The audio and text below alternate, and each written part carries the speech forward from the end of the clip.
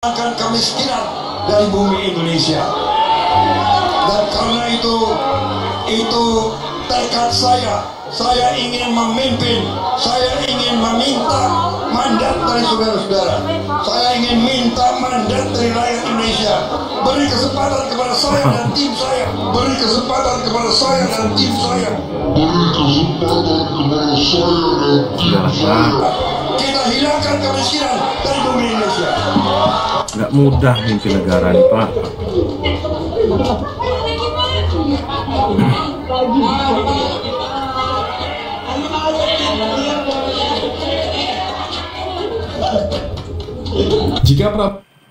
Halo guys, selamat datang kembali di channel Pasti Bisa. Gimana kabarnya kalian? Saya berharap mudah-mudahan selalu dalam keadaan segar bugar, sehat walafiat. Guys, di video kali ini kita akan mengupas tuntas dan menegaskan bahwa banyak sekali bukti-bukti bahwa Pak Prabowo ini masih dekat dengan organisasi-organisasi yang sudah dilarang ya guys, seperti PA 212 dan organisasi-organisasi semacamnya. Nah, Pak Prabowo ini ternyata banyak sekali bukti yang menunjukkan kalau beliau itu masih mendapat dukungan dari organisasi-organisasi tersebut. Nah, di video ini kita akan kupas tuntas.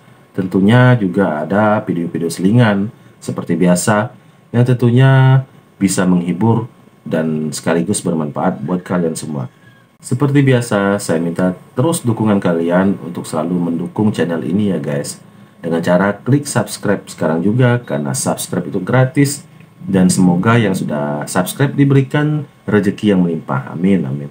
Oke guys, tanpa berlama-lama lagi, mari kita simak videonya.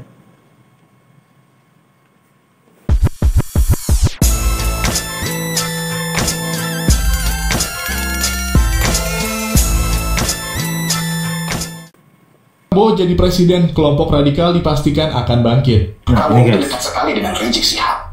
Kedekatannya ini bahkan tergambarkan lewat video call mereka waktu Pilpres 2019, di mana Prabowo sendiri yang akan menjemput Rizik Syihab yang waktu itu ada di luar negeri kalau dia nanti jadi presiden. Ini yang bikin ngeri, karena bisa saja ketika Prabowo jadi presiden nantinya kelompok garis keras seperti FPI akan berkembang besar di sini. Ngeri ini guys. Apalagi salah satu tangan kanan Prabowo yaitu Fadlizon adalah pembela FPI garis keras.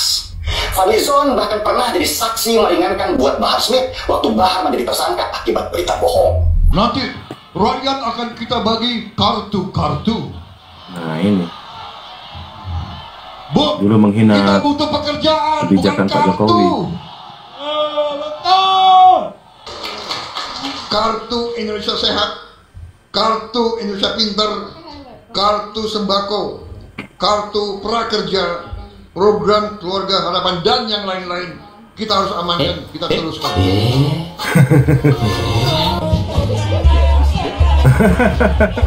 Apaan tuh? Ya ampun Pak. Ampun, kayak gini mau jadi pemimpin. Di rumah Pak Prabowo juga. Nah, di situ juga disampaikan, memang benar ada ucapan dari Pak Prabowo bagaimana caranya tidak terlalu menyolok dukungan ini. Asik. Iya kan? Nah, nanti kalau saya sudah menang, ya otomatis kita berikan peluang, kita berikan kesempatan, kita berikan lah gitu-gitulah bahasa-bahasa itu.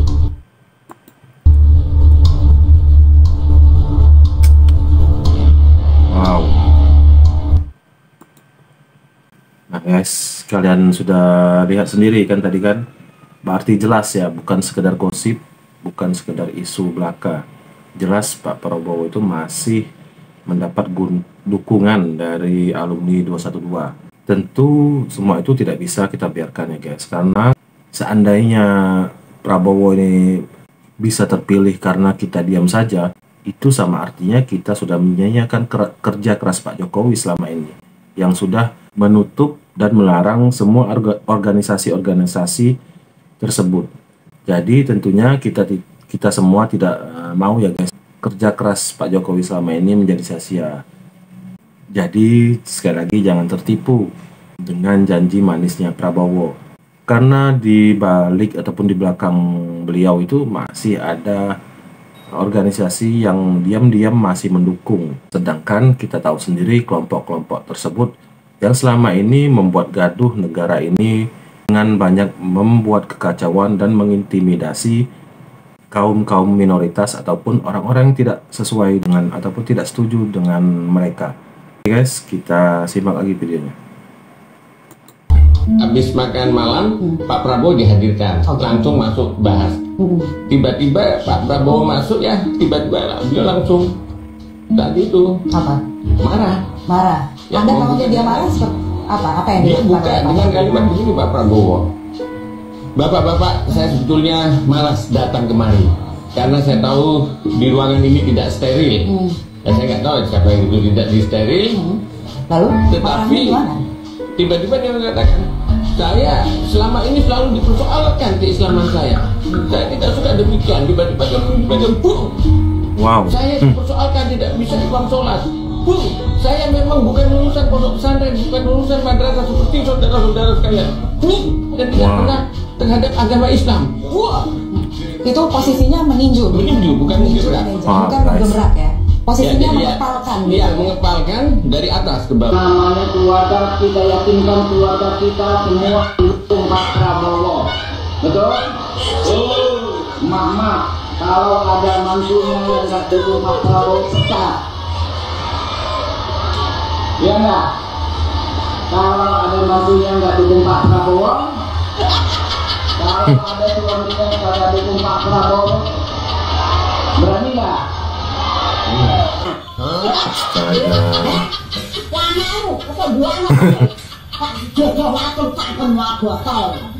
Aku nanya, bertanya.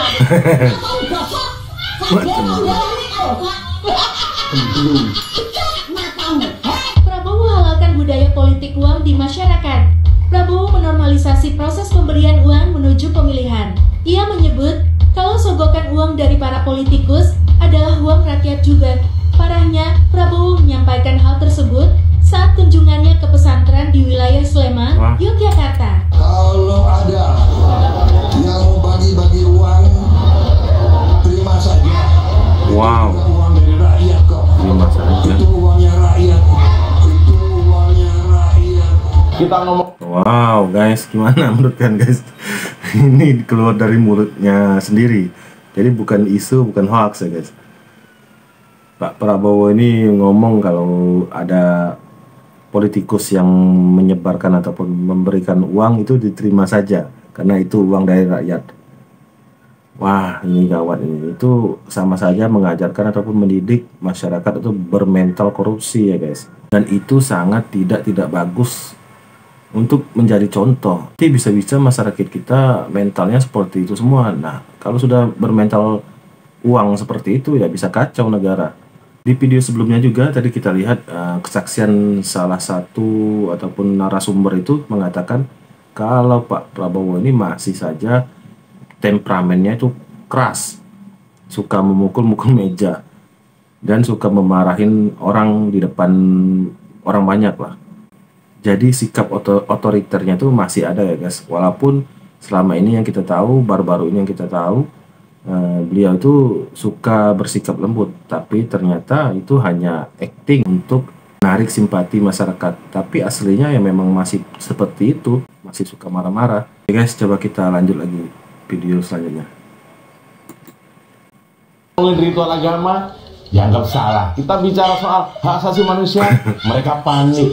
Kita bicara soal keluarga, mereka lebih panik. Kita bicara soal food tambah kesel. Bener.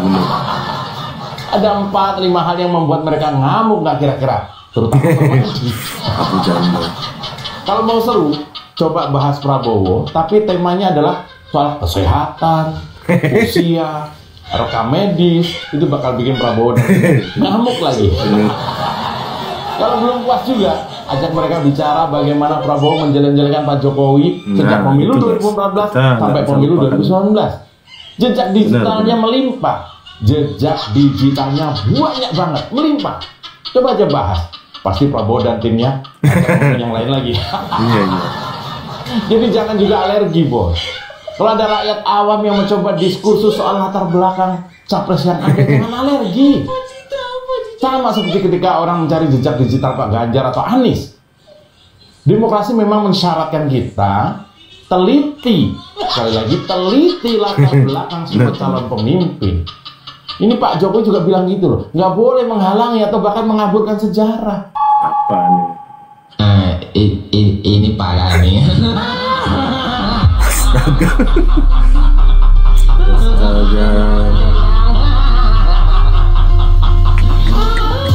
Parah ini.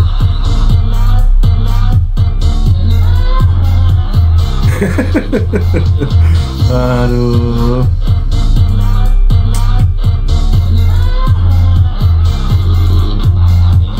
Manis. Kamu kok pakai tutup mukamu kenapa? Intel kamu, bukan? Pakai kacamata gelap, ini ditutup, apa sih masalahnya? Gaya bahasanya guys, otoriter sekali guys.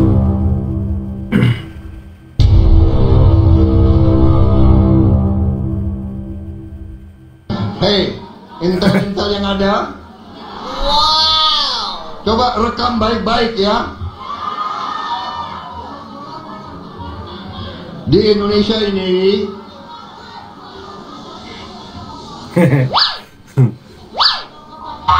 Nah, kacau.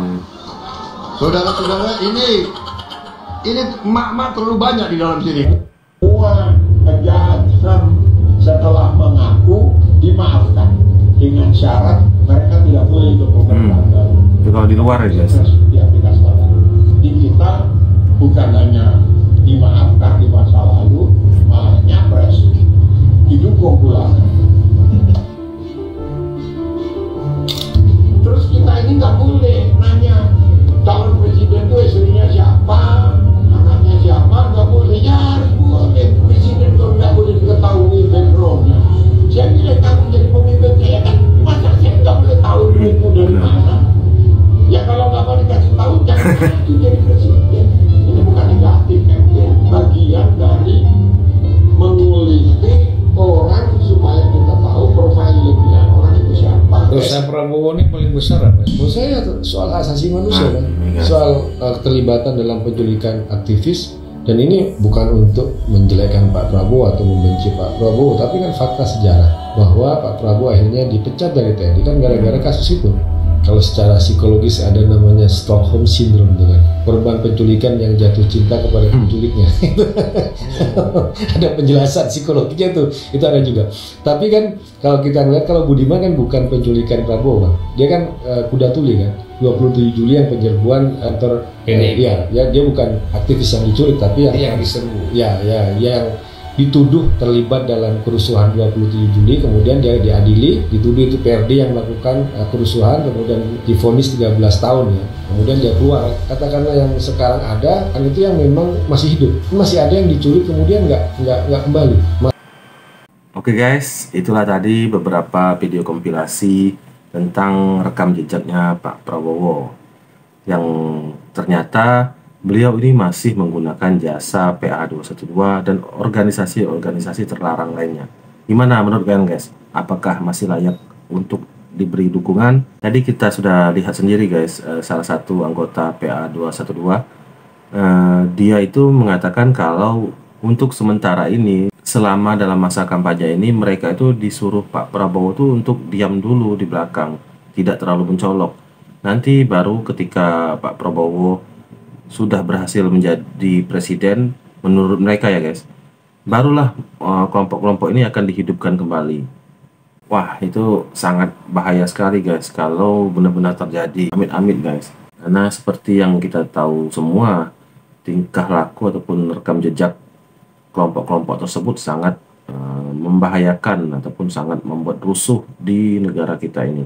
Mereka itu selalu bertindak semena-mena seolah-olah yang punya negara ini. Bahkan aturan polisi ataupun kepolisian sendiri kadang sering dilanggar dan dilangkahi seolah-olah hanya mereka lah yang punya kewajiban untuk menghukum orang lain. Tentu kita semua tidak ingin kejadian-kejadian masa lalu itu terulang kembali guys, di mana orang-orang kecil banyak dipersekusi, kaum minoritas semakin diinjak-injak, tidak boleh beribadah, tidak boleh mendirikan tempat ibadah dan lain sebagainya. Tapi kelompok ini bukan hanya ada di belakang Pak Prabowo saja ya guys.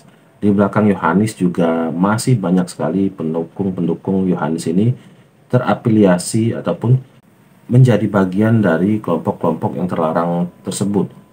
Kalian bisa lihat sendiri di beberapa video bagaimana kerasnya ataupun kejamnya pendukung-pendukung Yohanis ini menyebarkan fitnah, hoax, dan kebencian kepada Pak Ganjar dan juga Pak Jokowi. Intinya kita harus selalu tetap waspada, jangan lengah, jangan pernah kita membiarkan kelompok-kelompok tersebut hidup kembali dan berkuasa di negeri ini. Bisa bahaya ya guys. Oke guys, itulah tadi beberapa komentar saya. Gimana pendapat kalian? Kalau ada komentar yang berbeda silahkan tulis di kolom komentar. Sekali lagi saya ucapkan baik-baik terima kasih buat kalian yang sudah mendukung channel ini. Buat yang belum silahkan klik subscribe karena subscribe itu gratis dan semoga yang sudah subscribe diberikan rezeki yang melimpah. Amin. Oke guys, sampai di sini dulu. Sampai ketemu lagi di video-video selanjutnya. Salam NKRI.